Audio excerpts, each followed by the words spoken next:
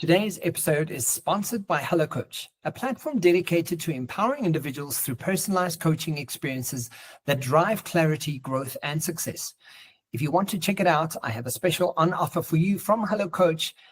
Go and check it out in the description box below.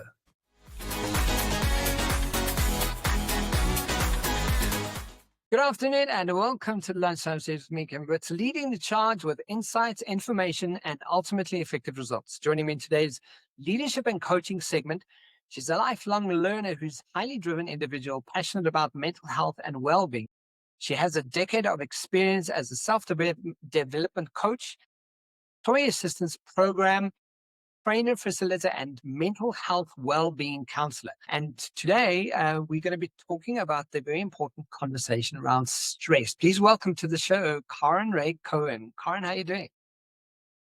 Fantastic. Thanks, Kevin. Thanks for the lovely introduction. And of course, as we know, stress is a word that we throw around all the time. So I'm very excited to unpack it and maybe a little bit from a different angle.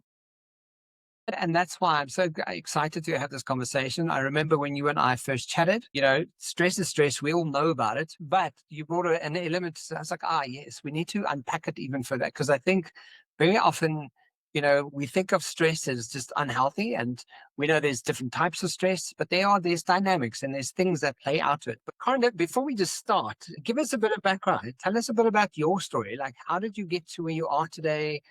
Where did this start for you, and why is even stress even something that you want to focus on? Tell us a bit about you. Fantastic. Thanks, Kevin. So I think from a child, I was a very vivacious child, always going, very busy. And as life happens, and you start working and you start becoming a mom and you start getting into organizations and you work, then you find that the stress levels start to rise. And I was always in retail, very stressful environment.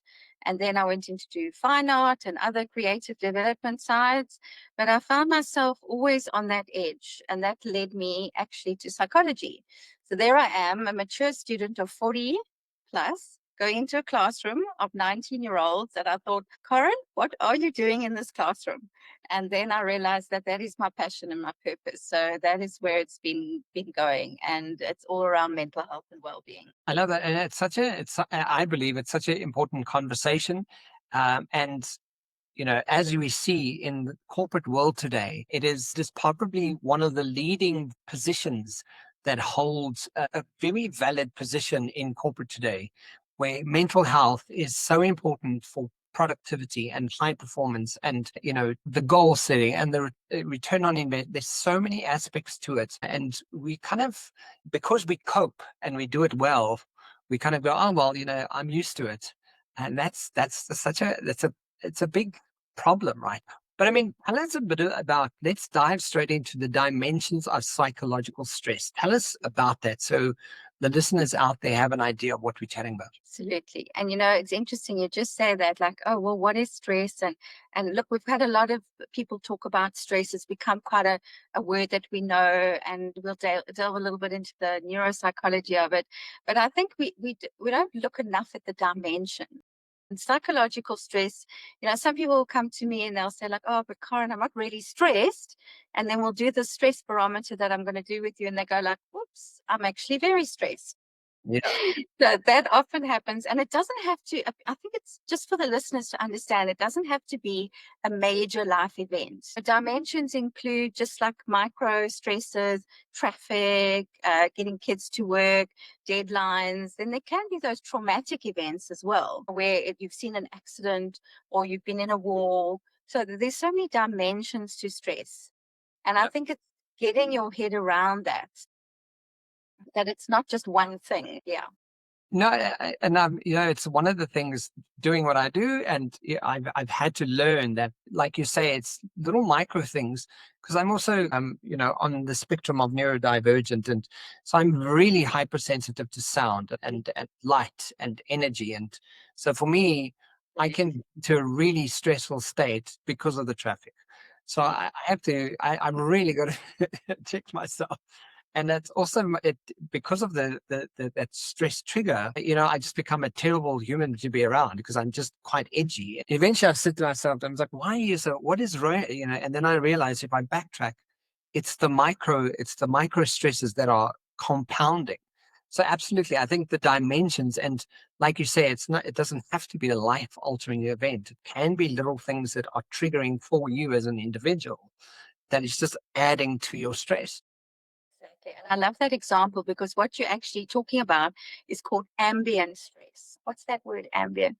And ambient is the noise. So it literally can be noise, or it can be the noise around us, which is sounds. It can be lights. It can be coming off the TV, waves off the TV, etc. And those impacting our well-being because we are human beings and we use our senses. So we're Yeah. sensory. So, Kevin, I hope you don't mind, but I'm actually going to ask, you've already given a little example about the traffic and the noises and the Yeah. sensory. If I had to say to you, we have a scale, we have the stress barometer, I like to call it, because, like barometers go up and down. So people say to me, oh, I'm totally stressed or I'm not stressed at all. But actually, we've got all these numbers and continuums in between. So 10 is high stress and 1 is low stress. But before I do it, I just want to explain the stress scale. If you say to me, at a number 1 or a number 2, that actually is quite a flat effect. So somebody who's depressed or not motivated, they would be at like a 1 and a 2 because you really just can't get out of bed and maybe on the more of the burnout side. And then Yeah. 2, 3, 4, then you're kind of in the world, but you've got that stress. And as you move up the continuum to about a 10, that means that you have that heightened stress. So, which example would you like to use for the barometer? Probably like what really gets me triggered and quite stressful is noise. For me, sometimes I'm fine with it, and other days I'm just completely stressed out because of so noise in itself. So loud noises or someone shouting or just noise in general. Okay, so let's take that as an example. So, when you think of noise right now, first of all, what's happening in your body? What's happening in your mind? The noise, it almost feels like noise. It's almost like the noise gets my body vibrating. So it feels like my entire body starts like having a nervous twitch to it because of that kind of impact that it has to me. Yeah. So that's a brilliant example. And thanks for bringing that in because we're going to talk about the physiology of stress as well. And it is that nervous system. That's the one that gets activated. So Yeah. now we have our scale. So 10 is the high stress, 1 is the low stress. What number would you put yourself on the scale when you are in that noise stress? Oh no, at that noise stress, it could be about a 10, like it could be a 10. It is one of the biggest triggers for me. And everyone in my world knows that.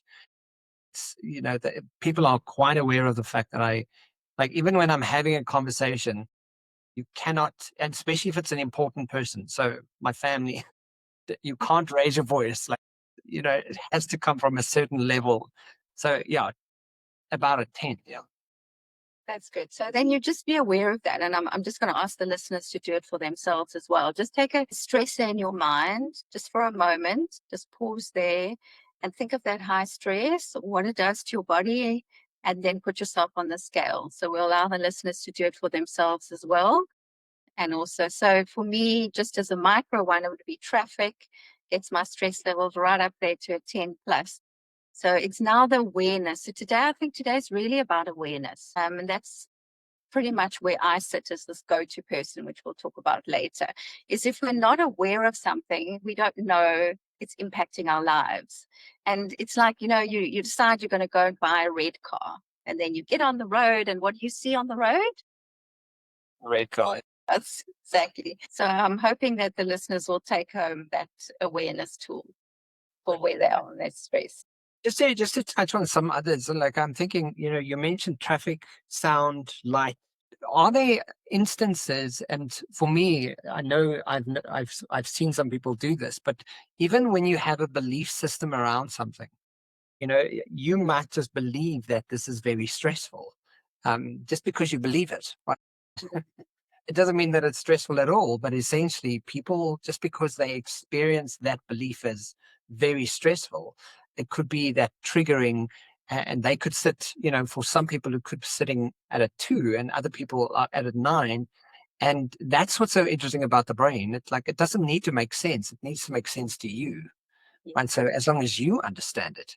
So I'm thinking, belief systems, even environments can trigger and stress, and inform stress.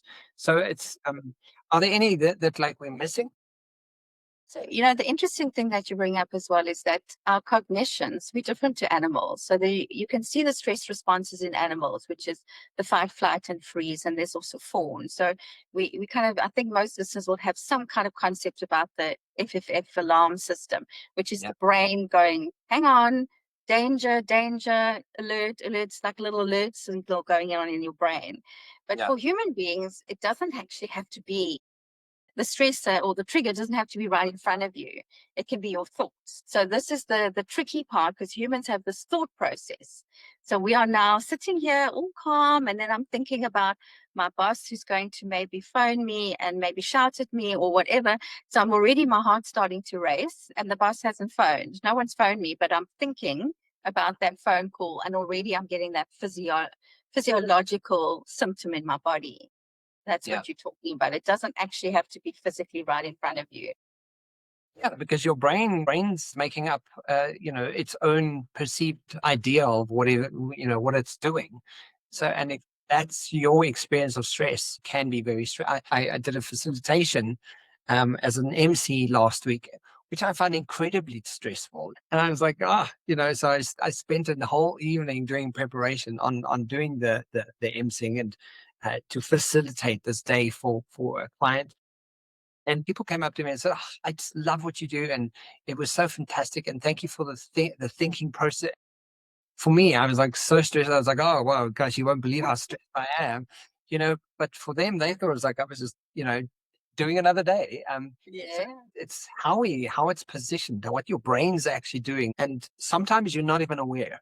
You're not even aware that the belief you do hold, or the environment you're in, or the trigger that you're triggered by, is a trigger because subconsciously your brain is doing things at its own steam very often, and we're not entirely sure of what those triggers are. And it's an interesting one because it can also be from our background, our belief systems, our values, our culture, and what's happened to us in the past. So the two of us could be walking, just for example, in the forest, and we both love nature, and it's a great morning. And then all of a sudden, I see a dog coming, running towards us. So both of us are going to get that emotion. So this is a tricky one to also understand the difference between emotions and feelings. So emotions are automatic body reactions and feelings actually come from our mind. It's like how we perceive the world. So we're both going to get that racing heart. But now I'm fine. But my friend over here, or you've been bitten by a dog. So your Yeah. experience of dogs is totally different. So although both our hearts are racing and we're having that body reaction, our feeling is different. So mine would be excitement, and what do you think yours would be? Probably fear, immediate fear. Yeah. And that's what happens a lot when we work with other people. We will go like, oh, but that's nothing, Karen. That's so simple. And the person next to me is going like, their heart's racing. They're thinking, I've got to stand up there and present to people. I'm like, they're already hyperventilating. So that's exactly what you're talking about. Our stresses might look the same, but our reactions are different. Yeah. Body reactions come. Yeah. And that's why I'm also, it's such a fascinating position to when you're unpacking this around human behavior, because humans are so complex and dynamic that nothing is always just as simple as it seems. But so a stress barometer. So where are you sitting, like on that thing that that dimension that's sort of triggering to you? Where are you sitting on your barometer? And I'm trying to maybe unpack it to kind of go, what is that about that stress that actually gets me to that 10 so quickly? But then we speak about misconceptions of stress. Tell us about those misconceptions, because I think there's a lot. I think many people have many ones. And we've already started a little bit introing into it. It's like not all stress is bad, by the way. Okay. We see stress as like, everybody's feelers are up. But Yeah, if we don't have any stress in our lives, then we just are demotivated. We don't want to get out of bed. If we, just think about yourself when you've got a project, right? Or you've got a deadline, you are like motivated, you're up and you're working and you work, and then you come down afterwards. But if you didn't have that deadline, you wouldn't have the motivation to finish the job. But what happens in our lives is that the deadlines are on top of each other. So there's one deadline here, then right afterwards, another one, or there's three deadlines on top of each other. So there's no breathing space. And that's when the stress becomes overwhelmed and we can't cope. And so the misconceptions around that is that not all stress is bad. Okay, we do need stress in our lives. And also there can be this positive stress. I mean, think about when you're in love. How do you feel when you're in love? You know, Exactly. Everything is wonderful. And I always tell this funny side of being in love because Daniel Siegel, he explains it so well. Those of our listeners who know the brain and the flip lid that he talks about, this is your reptilian brain and your emotions under here. And then when you're in love or you're being shouted at, up goes this prefrontal cortex and you are not thinking straight. So when you're in love, everything's great. And then 6 months down the line, you go, what was I thinking? yeah, exactly.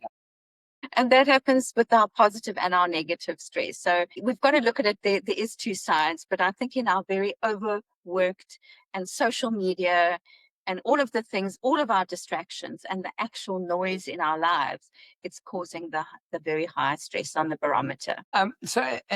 Just touching on that misconception, and that can also, and it can be quite psychological, and that's why unpacking this is so interesting and so necessary. But even we speak about triggers, but also even the relationships we have, and we mentioned our cultures, our beliefs, and it, part of sometimes, and I make a generalization, but sometimes our past is connected to the very stress that really gets us stressed out.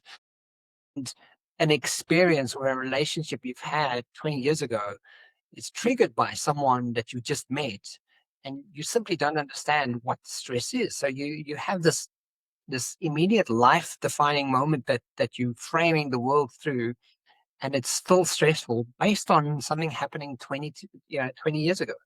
And Yeah. even so, I'm thinking, just as a misconception, it's one of the things that I've spoken to some of my clients around is very stressful life defining moments, and going through a beautiful chunking process of understanding, so what is this and where is this coming from? And part of that, when you start realizing that sometimes that 20-year-old story is not even your story.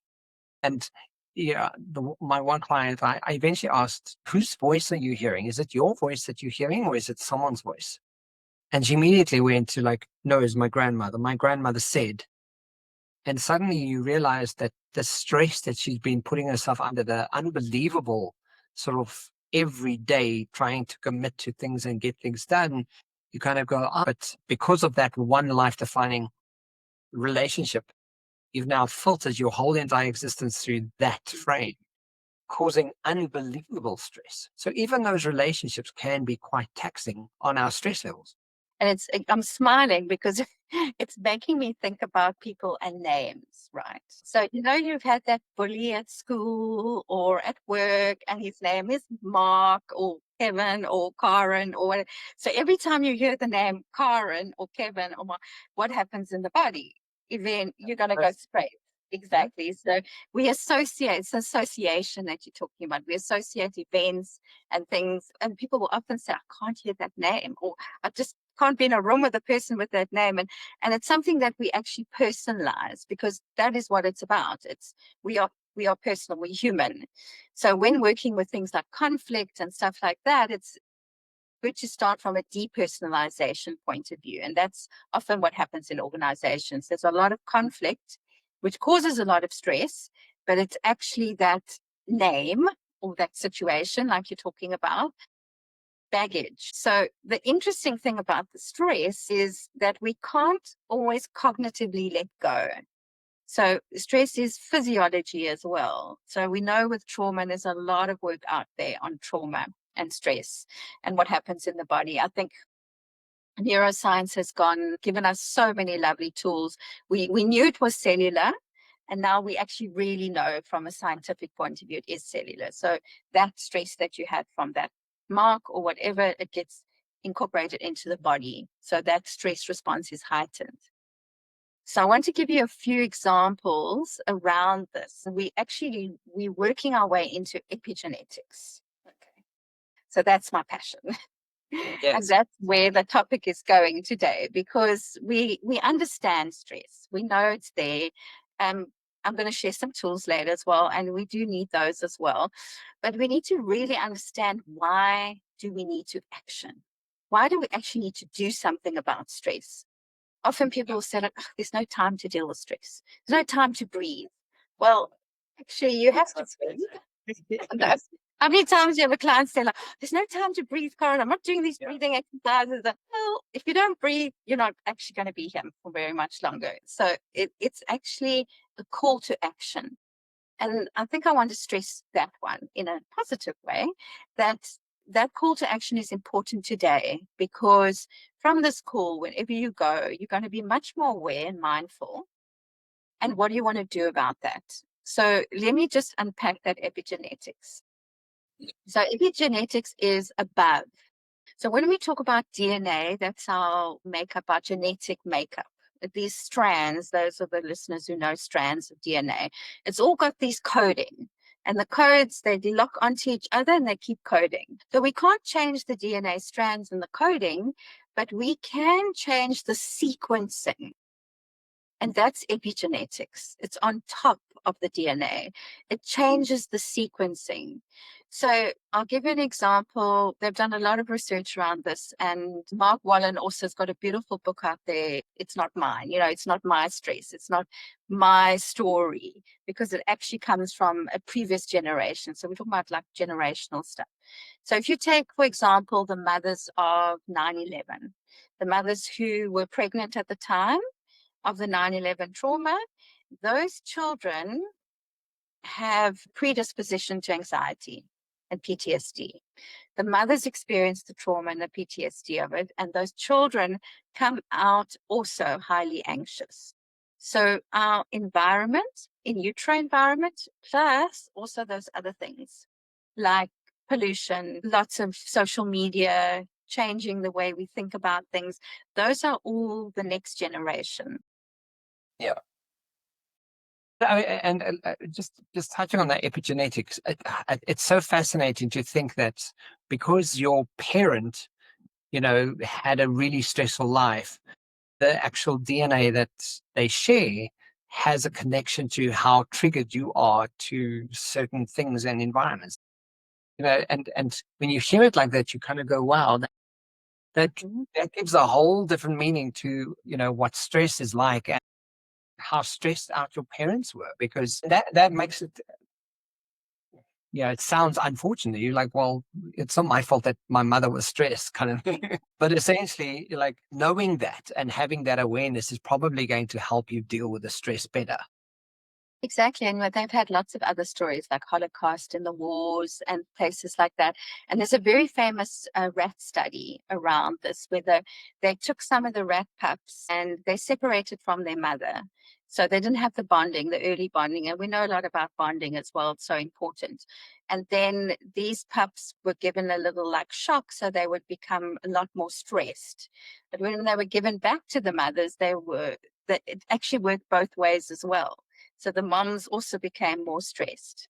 And the next generation of pups was much more stressed than the previous one, because it's intergenerational. But the good part is that you can make a change. All right. And that's why I'm Change. asking, because that's the next point. It's like, okay, so does that mean I'm doomed for life, kind of thing? So tell us about that, because when you hear it from that perspective, you're like, it's epigenetics. Can we fix it? Can we change it? So we can't change our DNA. So this is also the nature nurture debate, and that's like a story we could go on for another 6 hours. Okay, those of you who are into the whole nature nurture thing, is it the biology that is bringing talent and success in that, or is it the environment? And I think there's so much debate around it, that of the school of it's both. We can't say either or. We have to look at it more integrated. So if you're looking at your environment and you are more of a stressed person because of your epigenetics, we can't change the DNA, but we can change the sequencing. So if you have a highly stressed personality, which you'll know, kids are born with highly stressed personalities. They just are. You just know they are when they come out. So then the environment, you can change the environment around that. You can make the environment less stressful, which means that you can give coping tools, you give ways of working with things. Tools are very important, building resilience, building all these internal tools that help people along the way. But it is more difficult in our South African context because we have a high rate of violence, abuse, GBV. I do a lot of training on those types of topics as well. So we're called continuous trauma. So it's not just trauma, it's not PTSD, because PTSD is one event. Continuous trauma is many events. So how do we change that? So that's the challenge. How do we change? Why do we know one person will be more resilient than another person? So there's where we have the tools to make changes, where we can be aware of it and decide to do it differently. Yeah, and as you speak through that, you mentioned also environment, and because I know that I have my stresses that really stress me out. If I look at my partner, he was like kind of born to be around me because he's unbelievably patient. So but he also understands that the way I sense the world and the way I experience the world is very different to how everyone else experiences it. So, and it's part of what I do in the work that I do is understanding that my brain is put together differently to other people's brains, and my trauma levels and my stress levels and my history of my family and all of these things that impacted that have added to why I respond the way I do to certain instances. So I think, as you're saying, it's really getting to that self-awareness and looking at what are those things, and use a simple kind of dimension to kind of figure out if you figure out that these are your stresses, what stresses you the most and when can you cope with it? And but also what are the actual strategies in curbing that and fixing it? And so it sounds like it becomes technical, but to a large degree it's self-awareness. Yeah, it is all about self-awareness. It is about that awareness tool. But when we have awareness, then often people say, like, okay, so Karen, I'm aware of it. But now we have to action it. So that's where the action part comes. We can be super aware of these red cars, but now we have to action. Why are we more aware of these red cars? Is it because of our situation? Or what is it that's bringing that on? So it's an interesting one because we're human. We'll go like, I know what's wrong. I know. But then no, nothing happens. Nothing changes. So I think the call to action is about actually making it personal. Because if it personally impacts your life and knowing it's going to impact your children, or even if you don't have children, it's going to impact the world. That's why there's this underlying environmental stress that our young people have because they see the wars, they see the planet is taking strain. They have much more emotional intelligence, which is that EQ, to understand, but they don't have the self-regulation. So all of this is coming into their systems, and there's no self-regulation, and that's why our mental health is rising. Our suicide rate is rising with the younger people because there is no way of understanding how to cope with all of this. And that's also why, as you're speaking through it, I'm thinking that it's also why the dopamine levels that social media hits of dopamine every time you get a like, and it's not for everyone, but to a large degree, it gives you that kind of rush. It's almost numbing you out of reality. So you don't need to deal with the stress. You numb yourself through disconnect. And I made a note of like association and disassociation. Very often I've seen how people do that, and I'm very aware of when I'm doing it, because essentially when we disassociate from it, it's almost like we're trying to put our brain on hold based on the fact that we just don't actually want to deal with the stress. So it's knowing our own what our own kind of behaviors are starting to look like. And one of the things I'm thinking as a useful strategy for me is to sit still and not do anything. So when I'm stressed, like I stop everything and I just sit for like 15 minutes and I'm like, okay, just calm down. Like, what are you going to do? And I systematically talk myself through it and kind of figure out what is the trigger? Why am I feeling like this? What is happening to my body? And usually that's a really good kind of call to action for me personally to kind of go. And I mean, you also mentioned breathing, right? So what are some of those other call to actions that we can actually sit down and like physically do, like right now? Exactly. And you talk about, so interesting, Kim, because you talk about the awareness. So it's like if I know I don't, or you don't like loud noises and you get invited to a party. So I think a lot of people think of stress also on an all or nothing, or like, when you say yes or no. So there's this continuum, and there's also this mental health continuum. So if I'm invited to a party and I really want to go, I want to socialize, but I know that I don't like loud music, I most probably won't go because I know that's going to stress me out. But this is a different way of looking at it. So what if I go for an hour? I take my own car. I decide that I'm going to go because I want to socialize. I want to have a bit of a party, but I'm only going for an hour because if I stay with the person who drove me and it's 3, 4 hours, I'm going to be overwhelmed. So it's very much getting to know about you and making choices. So now we're talking about choice and decision. And those are call to actions, making choices that suit and help you. It's not being selfish or not being kind to other people. It's kind to yourself. And I think often what happens with stress is that we put a lot of expectations on ourselves. Like we want to please other people, or we have this assumption that if we don't do this, then we won't be liked. And people here are human. We want to belong. Like we all know Brené Brown's belonging, it talks to that. But now the first person you should be taking care of is yourself, being kind to yourself, knowing yourself. So this is what stresses me. Okay, so let's see how I can play with it. Or like you said, tell people about what stresses you. Because if you don't, this is such a funny one because we'll talk and we'll have a session and then somebody else, and I'll say to him, does your partner actually know what you think? No. Can they read minds? I don't think so. So we actually can't read our partners or our work colleagues' minds. We don't really know what they're thinking. So if I don't share that this actually stresses me out, then how do I know how to help you? And that's it. That's a big call to action, actually using your voice. Yeah. And as you're speaking now, I'm like just saying, I'm writing down like choices is an absolutely necessary one. And as you were speaking to that is conflict. Very often people avoid the conflict because it creates stress because they pre-anticipate something's going to happen or something's not going to go the way I planned. And who knows what that. So it's all happening in your head. But the choice is, I need to tell you that this stresses me out and then go from there. And I think the preempting of it being negative is not always true.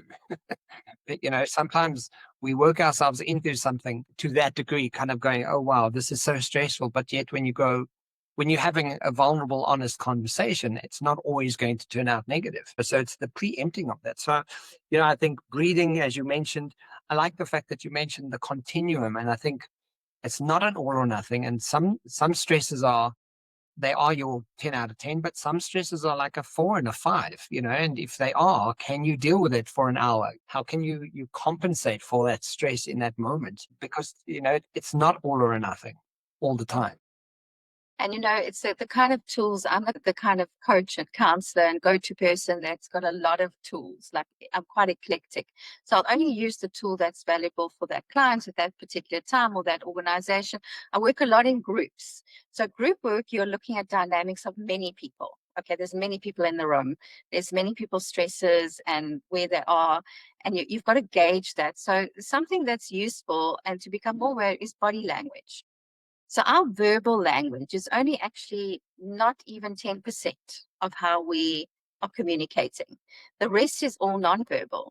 So you will see, I will pick up, if I walk into the room, it's a virtual room now, but I will pick up if Kevin is a little bit stressed because my body starts now feeling stressed. And I'm thinking, like, where's that stress coming from? It's not mine. But this is what we call co regulation. We actually co regulate with each other.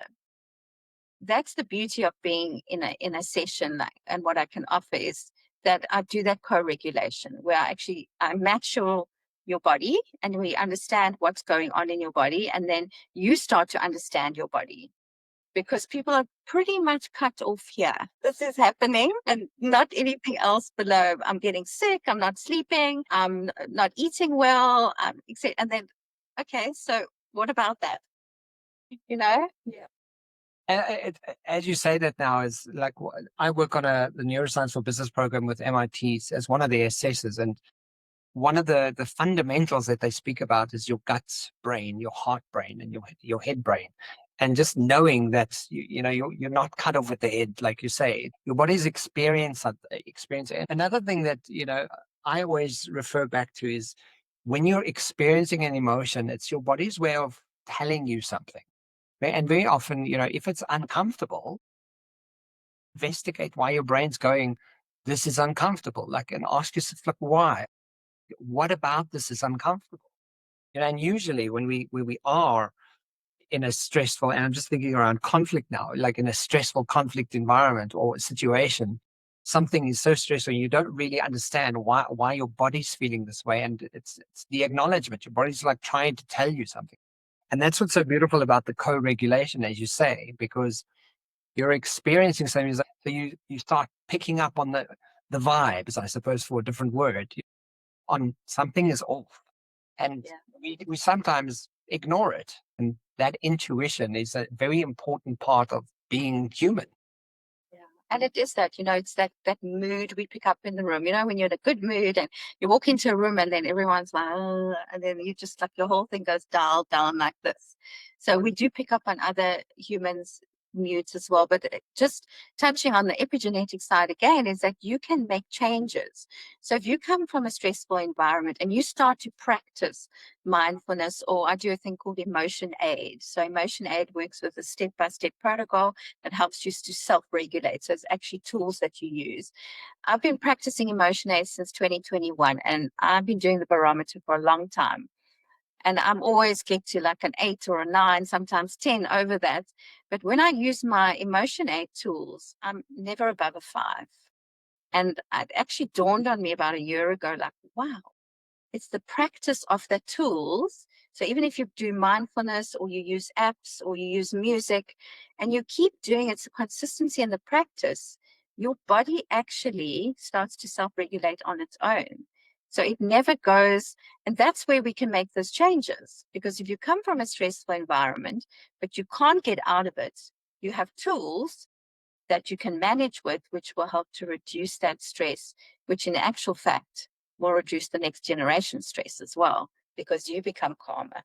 Yeah, it's such a fascinating concept to kind of go like, stress is linked to your grandchildren. Careful. All right. Karen, I love this. Such an interesting conversation. So if you had to give us sort of a summary of today, like what do you want people to know about this conversation? So I think just to be aware of the dimensions of stress, that not all stress is equal. Okay. Some stresses are going to be higher than others, and some are going to be linked to background, past experiences, or even in a new field. And so just be aware that there's not just one definition of stress. Okay. Then also the misconceptions, like how were we thinking of stress? Now maybe we think about it different. And then the environmental stresses, which also cause our epigenetic changes, but also knowing a little bit more about ourselves and our background. So often people say to me, oh, I'm so curious now to know about my grandparents or my parents. And it gives you, besides getting the history for your parents and grandparents, it also gives you insight into who you are. So self-awareness is key. That's my top takeaway. Becoming more self-aware, use the barometer to check in where you are daily. And we're going to also leave on that barometer for you, Kevin. We'll check in again with that. And then to use the tools, the practices. There's a lot of practices on the net. You can also come to counseling and coaching and get tools. You can share it with other people. But I think if something is working for you and it's like a coping mechanism, people forget about their coping mechanisms. So coping mechanism, let's touch base with just one of yours, and then we'll do the stress barometer. So what would you say? So your beginning stress was around noise, right? And the intensity of that, and you were on a high 10 there. And if you think of something that makes you feel calmer, maybe better, what would you say it is that really helps you? You did mention already sitting quietly, finding space. Anything else that comes to mind? Well, I'm very fortunate to live away from Johannesburg, and so we live in a very green kind of area. So for me, it's what one of the practices I try to get to daily is going to walk in the garden and to be in nature. So if it's not in the garden, it's around trees, anything that's nature kind of orientated, because and there is some good science to back that up around the importance of connecting to what nature offers. It creates also, an expanse in the mind. So the vastness of nature and the importance of nature and the abundance of nature. And so when I get to go outside and be outside in nature, I find but intentionally. Right. It's not a case of going, oh, well, here's nature, nature's calling. It's not that kind of thing. It's more of I want to go and just change my space, change my mind. It's a being outdoors is a big one. Yeah. And I think what you're talking about is that call to action is got to be anchored. So what I mean by an anchor is like, say I've got this lovely bracelet with me today. Or if you have your watch on and you say, okay, whenever I look at my bracelet, time to go walk in the garden. Or every time I look at my watch, time to take a deep breath. So we need anchors in the day, because that's what happens. It's all we think, this is so great, we're going to do this, and we don't do it. So we need to put those anchors. And I want to just also share about imagination. Imagination is a very powerful tool. Some of Yeah. us cannot get out of a situation. So you might be stuck in an office and you don't have any windows, you can't see outside, and that's stressing you as well. You could close your eyes and go there in your mind. You can walk up to the forest. You can breathe in the smell, and you can move through the forest. You can put your feet on the ground. You can do this all in your, or go to the beach, smell the sea, hear the ocean. You can do this all in mind, and you're going to get the same reaction in your body. You will get Yeah. that calm feeling. So we have a very powerful tool right up here. Absolutely. I love it. Karen, thank you. It was a fascinating conversation, and I love that we're bringing various elements into this conversation. And also, guys, today's episode is brought to you by HelloCoach, a platform dedicated by empowering individuals through personalized coaching experiences that drive clarity, growth, and success. If you want to check it out, we have a special offer for grabs from HelloCoach. So go and check it out in the description boxes below. And Karen and I both are on HelloCoach platform. So you can go find us there as well. But we will leave more information. She's a lifelong learner who's a highly driven individual, passionate about mental health and well-being. Karen Cohen, thank you for being here. Thank you for just chatting through it and giving some more clarification on what else stress is in our life. Brilliant. Awesome. So go practice the tools, everyone. Karen, thank you so much. Have a fantastic day, and thank you for being with us on the Lunchtime Series.